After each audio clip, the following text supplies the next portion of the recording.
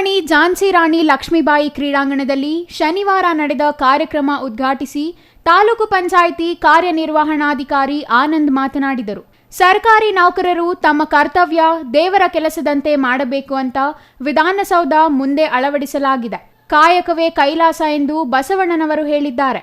ಕಾಯಕ ಎಂದರೆ ಪ್ರಾಮಾಣಿಕ ಕರ್ತವ್ಯ. ಈಗಿನ ಸರ್ಕಾರಿ ನೌಕರರ ಕಾಯಕಕ್ಕೆ ಅಜಗಜಾಂತರ ವ್ಯತ್ಯಾಸವಿದೆ ಎಂದರು. ಒಬ್ಬ ಹಾಲು ಮಾರಿ ಜೀವನ ಮಾಡ್ತಕ್ಕಂಥವನು ಹಾಲಿಗೆ ನೀರನ್ನು ಬೆರೆಸಿ ಹೆಚ್ಚಿನ ಆದಾಯನ ಗಳಿಸಿ ಜೀವನ ಮಾಡ್ತಕ್ಕಂಥದ್ದು ಅದು ಕೆಲಸ. ಹಾಲನ್ನ ನೀರು ಬೆರೆಸದೇನೆ ಹಾಲಿಗೆ ಪ್ರಾಮಾಣಿಕವಾಗಿ ಹಾಲು ಮಾರಂಥವನು ಅದನ್ನ ಕರ್ತವ್ಯ ಅಂತ ಕರೀತಾರೆ. ಆದರೆ ಕಾಯಕ ಏನು ಅಂತಂದ್ರೆ ಹಾಲಿಗೆ ನೀರನ್ನು ಬೆರೆಸದೆ ಪ್ರಾಮಾಣಿಕವಾಗಿ ಮಾರಾಟ ಮಾಡಿ ಪ್ರೀತಿಯಿಂದ ಬಂದಿರತಕ್ಕಂಥ ಹಣವನ್ನ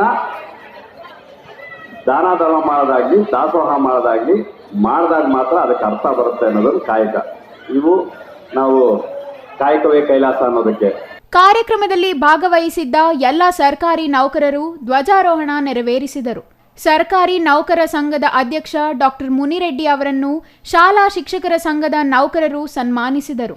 ನಗರಸಭೆ ಪೌರಾಯುಕ್ತ ಎನ್ ಚಲಪತಿ, ನೌಕರ ಸಂಘದ ಕಾರ್ಯದರ್ಶಿ ಸಿ ಮಂಜುನಾಥ್, ಉಪಾಧ್ಯಕ್ಷ ಶ್ರೀನಿವಾಸ್ ರೆಡ್ಡಿ, ಕೆ ರಮಣಪ್ಪ, ಸರ್ಕಾರಿ ಗೃಹ ನಿರ್ಮಾಣ ಸಂಘದ ಅಧ್ಯಕ್ಷ ಪ್ರಕಾಶ್ ರೆಡ್ಡಿ, ಪ್ರಾಥಮಿಕ ಶಾಲಾ ಶಿಕ್ಷಕರ ಸಂಘದ ಅಧ್ಯಕ್ಷ ಅಶೋಕ್ ರೆಡ್ಡಿ, ಶಿಕ್ಷಕರಾದ ವೆಂಕಟಾಚಲಪತಿ, ರಾಮರೆಡ್ಡಿ, ನಾಗರತ್ನಮ್ಮ ಭಾಗವಹಿಸಿದ್ದರು. GL Shankar, CTV news, Chintamani.